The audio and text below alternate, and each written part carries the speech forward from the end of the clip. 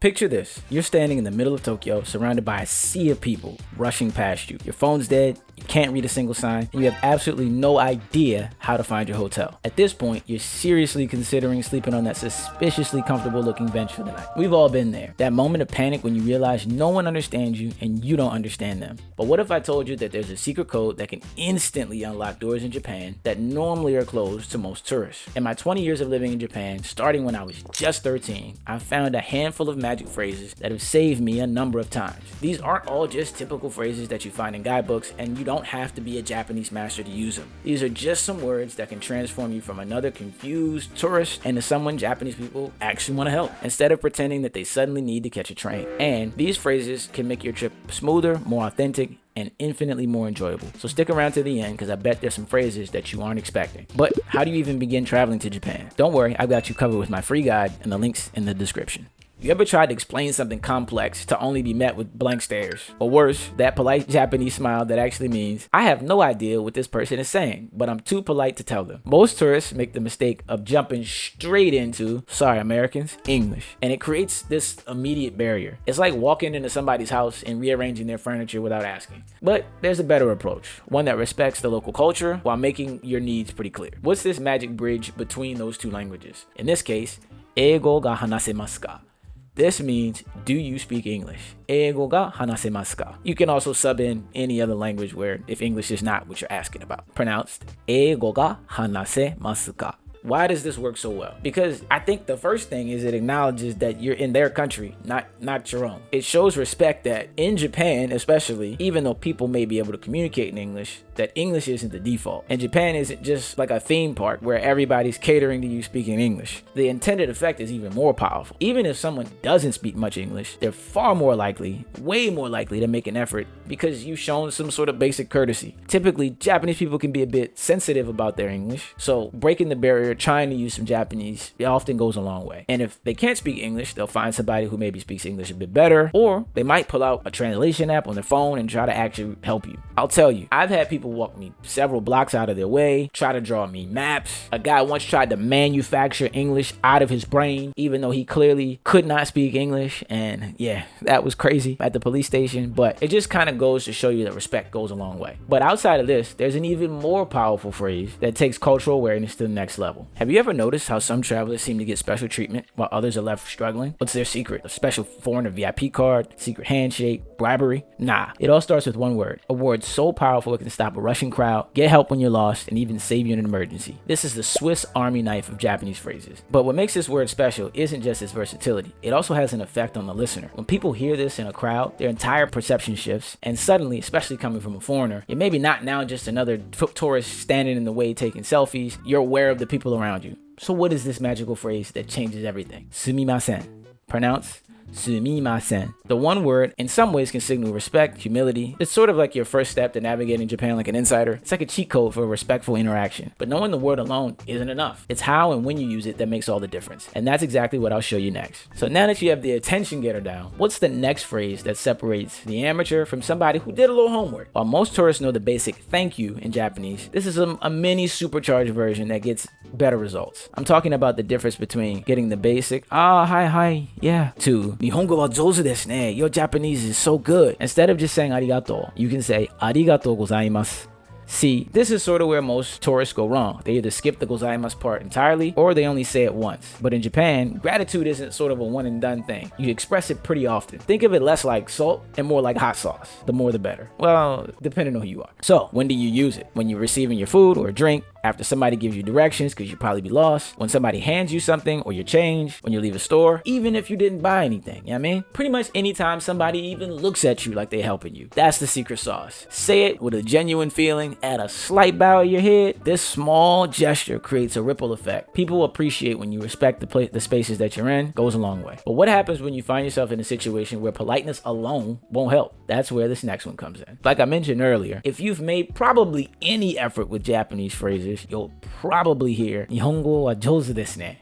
Again, your Japanese is good is what it means. This will happen even if all you manage to say is konnichiwa without accidentally insulting somebody's ancestors. It's the Japanese equivalent of saying thumbs up. gold star. But here's where, again, knowing Japanese phrases can help. Most tourists would probably respond with arigato, or you try to whip out that arigato gozaimasu like I mentioned before. But actually, this sort of creates this weird situation. In Japan, accepting a compliment can actually make people feel a bit uncomfortable. Kind of sort of like you started doing jumping jacks in a fancy restaurant. Uncomfortable. Instead, you can use this phrase that will absolutely blow people away. I have had people that I exchanged business cards with literally explode when I said this. What's the phrase I'm talking about? Sonna koto wa nai desu ne. I know it's long. I got you. I'll say it again. Sonna koto wa nai desu ne. This means, really, no, not at all. That's not true. Nah. And in Japanese, this humble response shows that you actually understand Japanese cultural values. It's like, oh man, your Japanese is so good. No. I have so much to learn. You are the master of Japanese person because you speak this language, and I could only hope to attain the level of Japanese mastery that you have obtained. And they may go, great, here's a free beer. Like I said, I've used this phrase a million times, and the reaction is always the same. But seriously, surprise followed by usually, honestly, genuine warmth and a sense of connection. It's like saying the secret password to the Japanese Cultural Club. For that moment, you're not just a tourist anymore, you're somebody who gets it, and that's important. All right, so picture this. You're exploring a remote temple. You've wandered far from the main buildings and path, and we know the feeling. Suddenly, nature calls. There are no signs nearby, especially not in English, and you start to panic. This is where this next phrase becomes your emergency lifeline. Toire wa doko desu ka?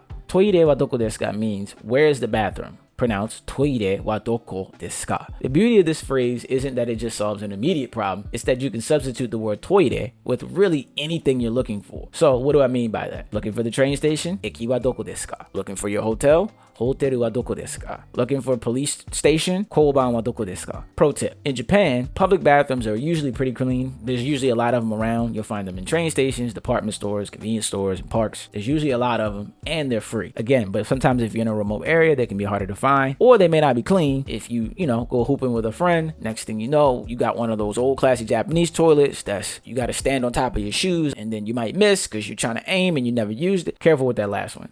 But knowing how to ask can save you those precious minutes when time is of the essence. You know what I mean? Have you ever found yourself in a bathroom emergency while traveling? Let me know in the comments what phrases saved you. Beware, not all Japanese phrases are this straightforward. In fact, there's one common word that can get you into a ton of trouble if you're actually not careful. This one word seems really simple, but honestly has tripped up more travelers than probably any other one. It sounds really helpful, but actually it sort of can create this crazy minefield of misunderstandings. Kind of like trying to use Google Translate for your tattoo. Sorry if you done that.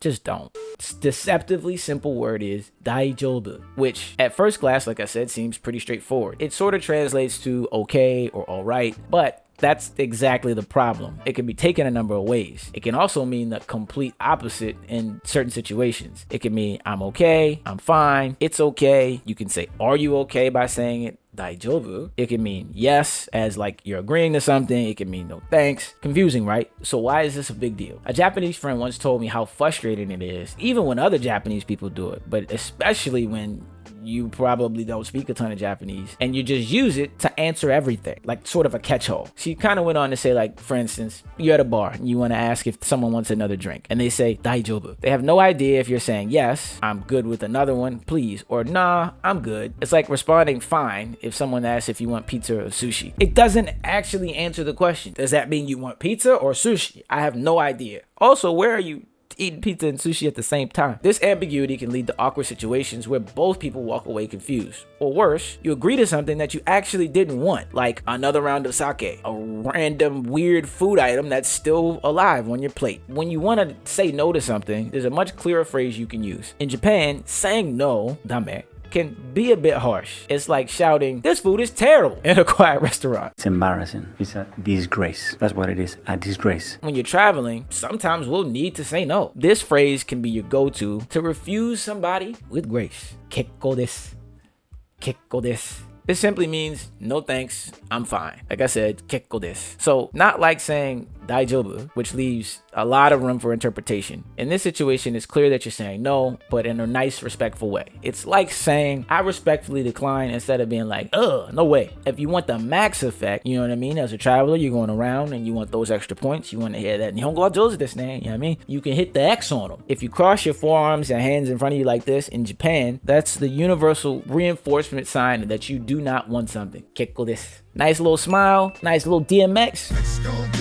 You'll see people in Japan doing this all the time. So this next one's a bit of a bonus one if you've got your own kids or you're traveling with kids in your party or people that are considered minors, maybe. Traveling with kids adds another layer of complexity really to any trip. In Japan, where menus might be entirely in Japanese, a kid's meal might mean raw fish that's arranged to look like Pikachu, right? Knowing this phrase can save you some mealtime meltdowns. You might be the cool uncle, cool auntie, cool dad, cool mom. Knowing this phrase can save some mealtime meltdowns. Hopefully you're not traveling with kids. Nah, I'm kidding. Kids are great. I love my kids. This next phrase, kodomo yo menu wa arimasu ka? Kodomo yo menu wa arimasu ka? Do you have a children's menu? Many Japanese restaurants offer kid-friendly options with smaller portions, milder flavors, and fun presentations, but they're not always super obvious on the menu. This question can transform a potential hunger strike into a happy experience. As a father who's traveled to Japan with my own children, this phrase is helpful. Without it, you might be trying to convince your 5-year-old that squid tentacles are actually delicious if they would just try them. But your 5-year-old may not believe you and may question your decision-making in the future. These were the 7 magic phrases, and they're just the beginning. They show respect for Japanese culture, demonstrate your effort to connect, and sometimes result in experiences that some tourists just don't have. Remember, it's not about speaking perfect Japanese. And I get that not everybody's gonna study Japanese. It's about making the effort. Even with just these 7 phrases, you can create more authentic connections and navigate Japan with greater ease. No need to memorize the entire dictionary unless you're really trying to avoid talking to people back home for some reason. Just phrases that are helpful to communicate and show that you are taking interest in the culture. So now that you've got some basic Japanese phrases, what if you wanted to get off the beaten path a little bit to test this new Japanese you've picked up? Check out this next video where you'll get plenty of opportunities to practice these phrases and get to learn about some places that not many people get to go to.